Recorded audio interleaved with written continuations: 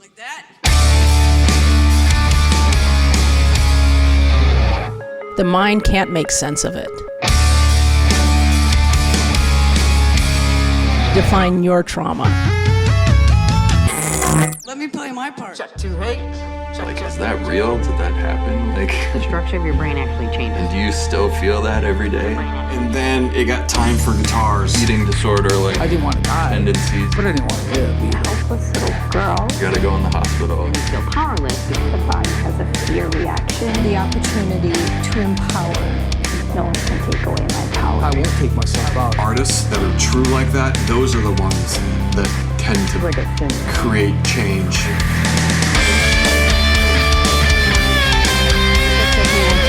Cool, we got signal. You guys can all hear me all right? And you can go ahead and hit go live. We are ready to rock. Anyone who wants to share thoughts with me, privately, I'm always taking Facebook messages and emails and things like that. So that's completely cool, and I enjoy those conversations. So I thank everybody for participating today. We've got a little song queued up called Hate Becoming. So that ended up being the title of what would become Kel's posthumous debut album. So the reason I decided to have a discussion panel was since she's passed and we've decided that we didn't want her life and her music and everything she worked for to just kind of stand for nothing. We wanted to make a difference in the world, and she worked, I don't know anyone who's been more about something and has more specific applicable talent for one specific thing than her. It's just the thought of this music never getting heard just doesn't work for me at all. So when I thought, all right, what should I do with this foundation? People have been saying, let's hang out, let's talk, let's brainstorm, let's this, let's that, and I have all these amazing conversations, but they're all private, and then they go nowhere, and I've started to hit me in the last few months, like, that is the impact. You should have hit record. You should have shared that. You should have found a way to have that out in the public as long as people are cool with it. So that's what this is. This is our first ever discussion panel, and the topic of gaslighting came from a specific lyric from the song that I'm about to play for you guys called Hate Becoming, the title track, where she said, "It's all lies left, it's all true, right? It grows stronger and the taste spits longer." And I just picture, I've got all her old emails, all her old texts, all her journals and everything, and I picture like what it must be like for anyone who has dealt with such mental manipulation that they wonder when they first wake up in the morning or as they're trying to fall asleep at night, am I the one that's crazy? Did this even really happen to me? Am I remembering it right? And I think about that there's just these moments where it's like, what is the truth? What is a lie? What is fabrication? And I started saying, man, what if we got a few people from different perspectives, different walks of life together and just had a cool conversation and played some songs, played her movie nice and loud, and opened it up for conversation. So today we're going to see what my little idea adds up to. So I'm going to play the song for you now. It's called Hate Becoming. And hopefully some of you have already heard it. Hopefully for those of you that who haven't, you enjoy it. And if you like it online, what you're hearing, it's on iTunes and Spotify, SoundCloud, Google Play. It's everywhere. So all music and merchandise sales support the foundation and fund our philanthropy. So thank you everyone who stepped up and bought a ticket on a beautiful July afternoon to hang out with me today. I really appreciate it.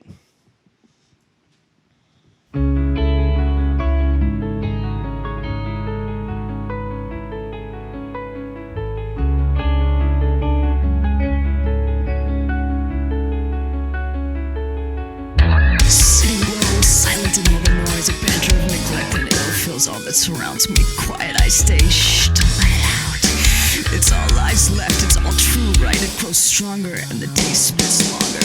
Let me see, let me feel, no, anything but this.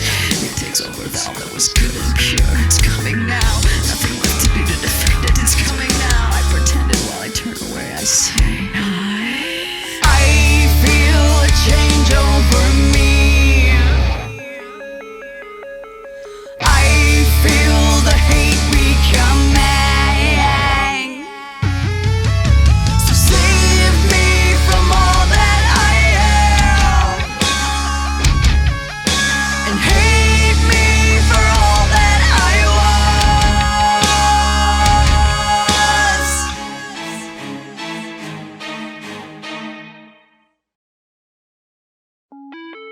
It's the beginning again, a new day, as they say. I'm still alone, I'm still afraid.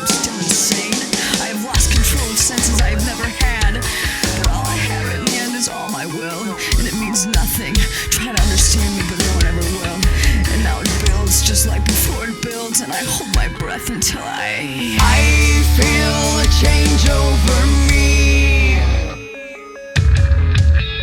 I feel the hate becoming. So save me from all that I am,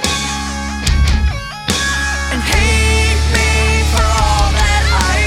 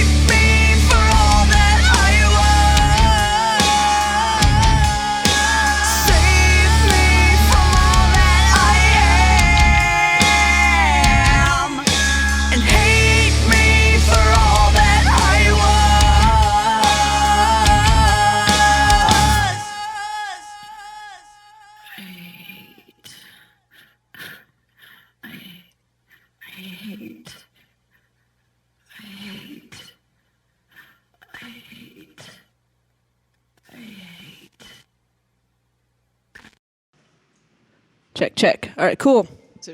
All right, so thanks everyone for checking out that documentary. As far as the format of this, it's audience participation whenever you feel comfortable. Anyone who wants to raise a hand, say something. There's not like a set time period at the end of it for that. It's whatever you want to say or hear or think about. And I've got a few questions of my own as well.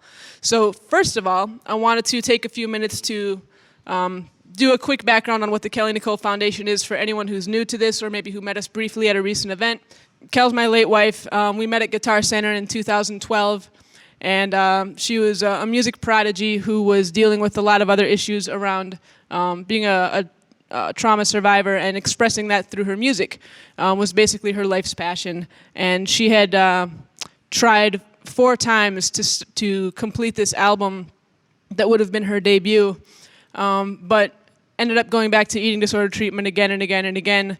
And then just about 6 months before she passed, we got the cancer diagnosis and found out that she wasn't about to be going on tour and about to release this record and do all these amazing things that we were working on as a family, that it was almost over. So since she's passed, I've been trying to think, what is a legacy? What does it mean to follow your family's dreams, and what do all these different things mean, and how will they manifest themselves in our biographies, mine and hers?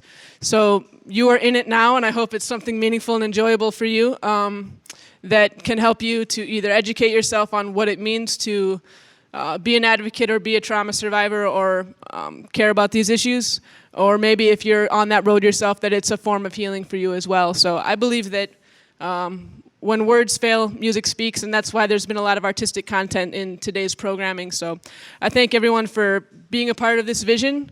And with that, I'd like to introduce the panel and have them give some of their backgrounds, and then we'll get a little bit more into this discussion topic today, which is gaslighting. So we'll start at the end of the panel. Is this working? Yeah. All right. I'm Birgit Kelly, and I'm the director. So we'll start at the end of the panel. Okay. Is this working? All right, I'm Birgit Kelly, and I'm the Director of Clinical Services at Tubman's Chrysalis Center. I'm a therapist and a director. My specialty is trauma. I've been working with trauma in some variation for 30 years.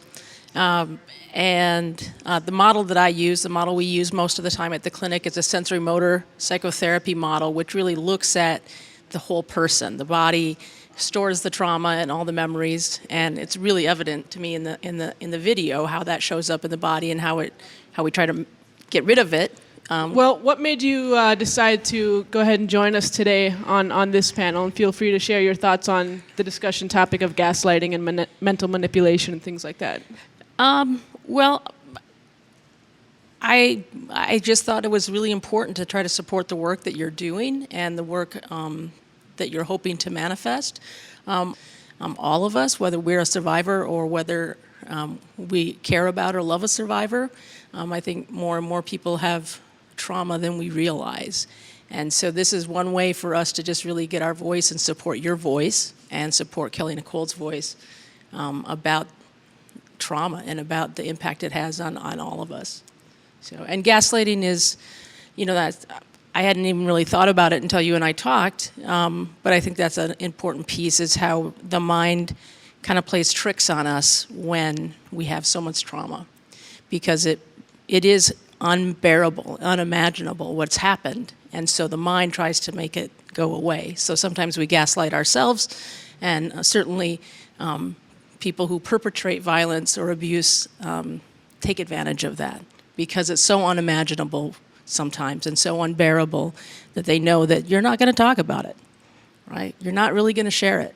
And so I think it plays a lot, causes a lot of damage in the healing process for clients. So, Thank you.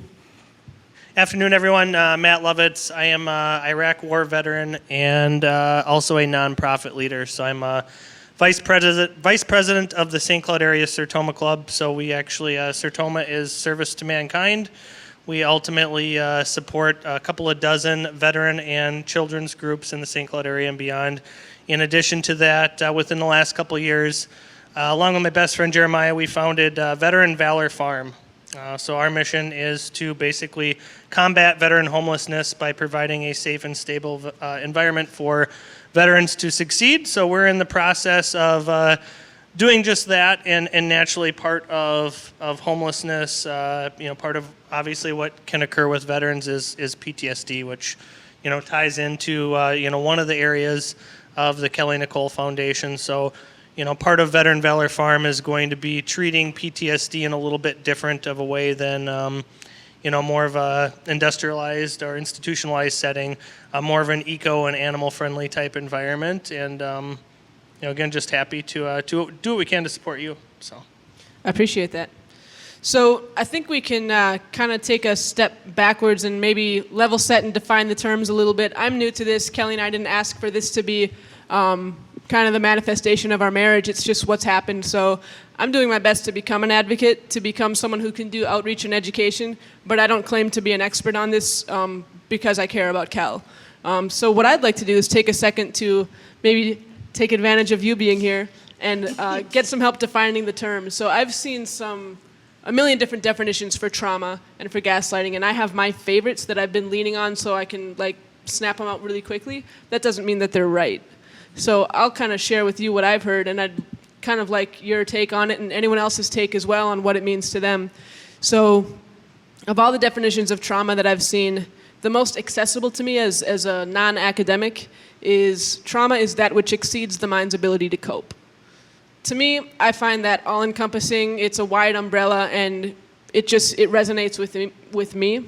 So I'm curious to get your take on how it's defined, and there could be multiple definitions in different disciplines. So really curious what you have to say.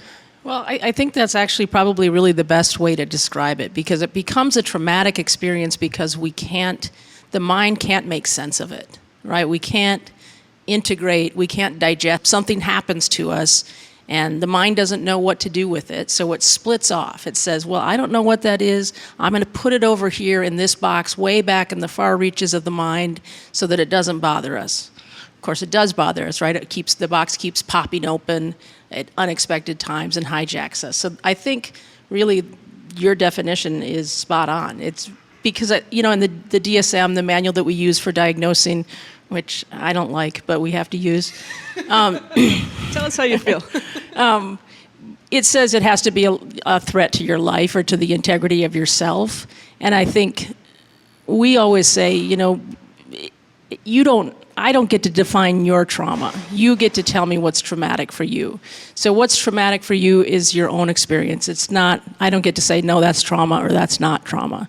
I worked with a veteran from the Gulf War who didn't have anything happen to him except for some of the experiences he had, where he had an incident where they were very, very scared and he thought he was going to die. But the doctors were all telling him, that's not traumatic, you don't have post-traumatic stress disorder. And I said, you do have post-traumatic stress disorder. You thought you were going to die, that's enough. Even though he wasn't injured, he wasn't shot at, none of those things. But so I think the important thing for us is that everybody gets to define their own trauma and their own situation, and we just have to respond to it. Get the music behind the mission. Hate Becoming by Kelly Nicole on iTunes and Spotify. If you guys haven't checked out the merch table, join the movement. Buy the album. Get your Kelly Nicole band merch and donate what you can at kellynicolefoundation.org. Courage is from Amplified!